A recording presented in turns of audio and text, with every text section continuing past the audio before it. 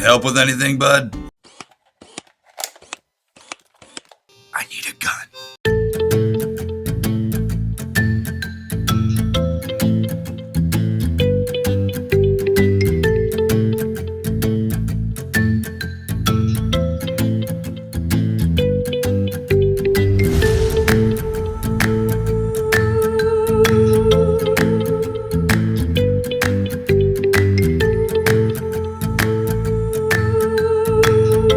But no bullets. No bullets!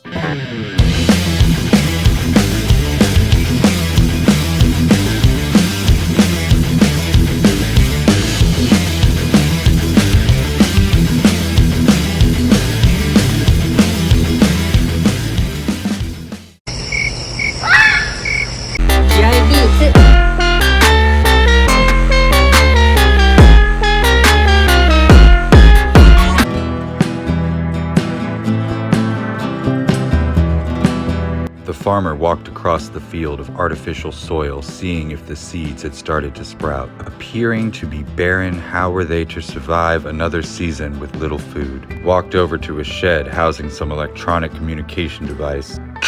Field cockpit, come in. There was a pause and some slight static. The artificial fluorescent sunlight buzzed and heated the already baked land below. This is the cockpit. Over. Going to need another rain request, the agriculturalist said. Over. Another one? We're still waiting on the next resource delivery.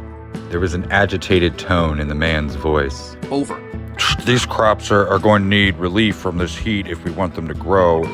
Is there enough for a small shower and a dimming sequence? Over. The city had been designed so that the leaders in the top and front sections would have to receive their rations from the heart of the city, which was in the middle structure.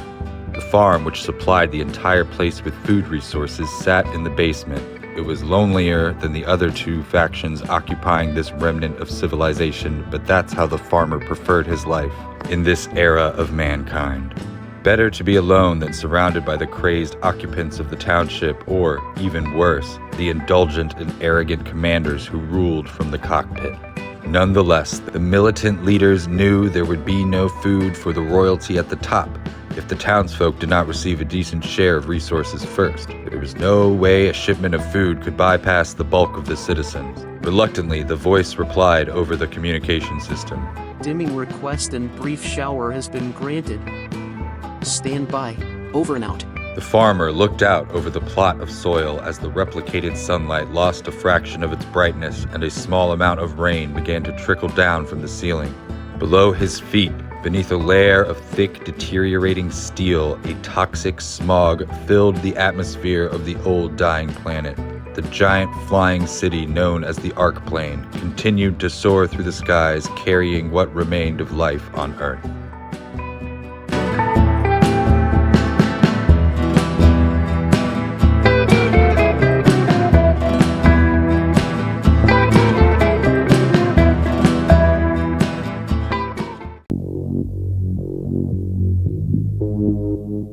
Although the only life that remained from the planet existed solely on the floating city and grew from the farm aboard the giant plane, there were thousands of robots and drones below. Controlled by workers who lived in the middle village, there were thousands of machines roaming the dying frozen surface to extract what resources were left below. The only way to obtain water that wasn't toxic was to drain the ocean and put the liquid through a costly desalination process. There were robots for maintaining the factories. Others served the function of repairing machines in need of maintenance, while the Arc Plane, housing humanity's last gasp at existence, was powered by a combination of solar light, electricity, and jet fuel. Most of the mechanical contraptions below were fueled by electricity that was produced by wind power from the turbines feeding off the constant hurricane consuming the Atlantic.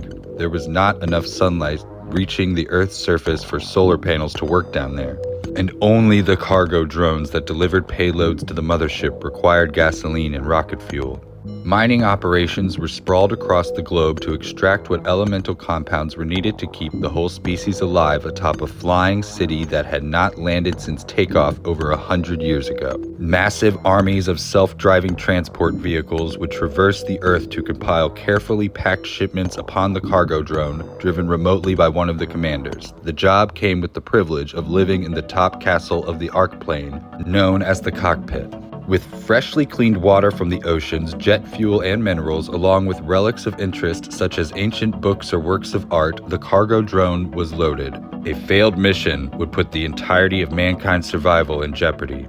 The commander pilot pushed the button and the spaceship blasted off from the frozen, lifeless globe beneath.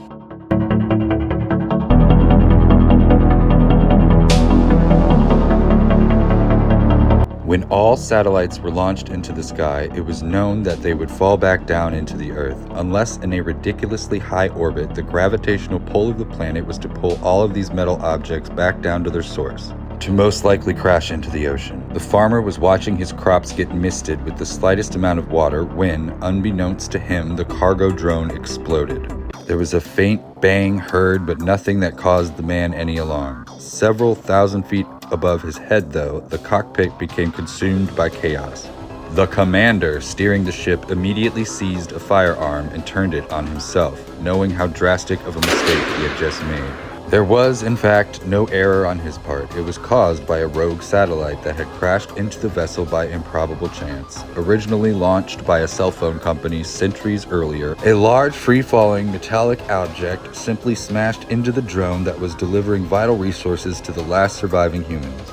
If we launch the backup ship, it will be the last one. It will take years to restock another reserve of resources, one commander told the mothership's captain. There would be no other time to use it besides now, The Supreme Emperor declared. Isn't that what it's there for? We launched that ship of reserve resources, and it could very well doom the Ark. One of the other commanders said. I fear if we don't, then we are already doomed. He turned to another man aboard the cockpit. Run the calculations. See if we can survive without the reserves. Can anything from the transport drone be salvaged? The person nodded. I'm on it. Then they scurried away. From the radio room, another royal commander emerged. He whispered into the leader's ear.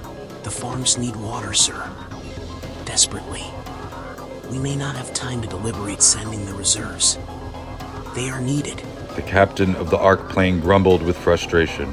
Okay. Give me but a moment to think.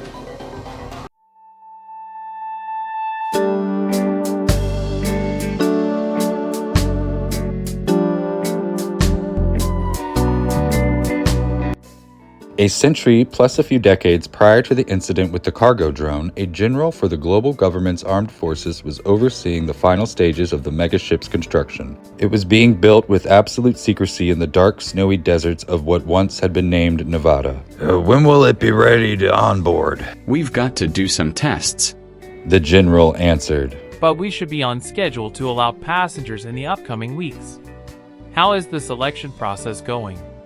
It's not all elitist rich jerks, is it? No, replied the voice on the other end of the phone line.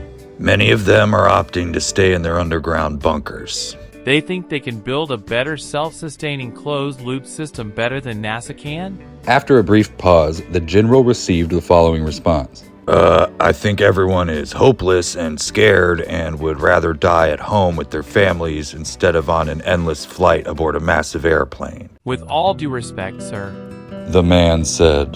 This is no airplane.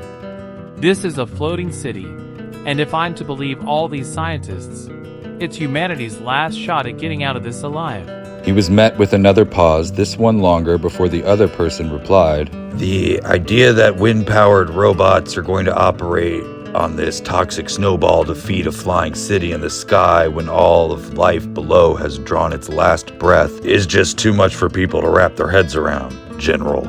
Well, it's the last idea we've got since Mars, and the moon no longer being viable options. The Arc plane will buy us some time. No, General Barnes. It will simply prolong the inevitable. With no Earth, there's no hope. Only one way to find out. He growled back. Just do your job, and find me a healthy population to put on this airship. We'll have it flying in a few weeks.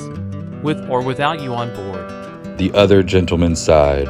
Oh, I'll be on there. I'm not expecting it to last long, though.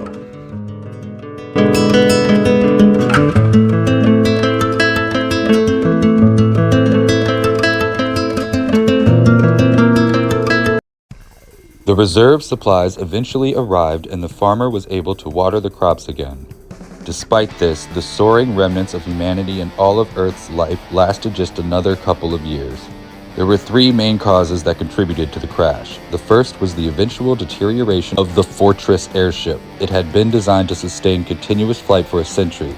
In that time, the humans on board were supposed to figure out a more sustainable escape from the planetary collapse, and this was never solved. Although it outlasted its presumed timeline, the Ark plane was falling apart at a rate too fast to fix. The second contributing factor to the plane's demise was constant flight had negatively impacted human biology. From weaker bones to deadened senses, what remained of the human population had become too damaged to effectively keep ground and sky operations active.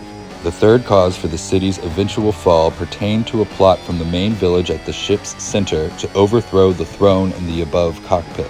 In a chaotic final scene upon the stage of humankind, the operator of a repair drone failed to replace a faulty solar panel component. And now the floating city was losing electricity. The impact of the electrical failure wasn't realized until the very moment the plane's chain of command had been disturbed by the attempted uprising, with a captain too preoccupied with keeping his grip on power, both political and electrical. Any chance at rectifying the situation had been lost.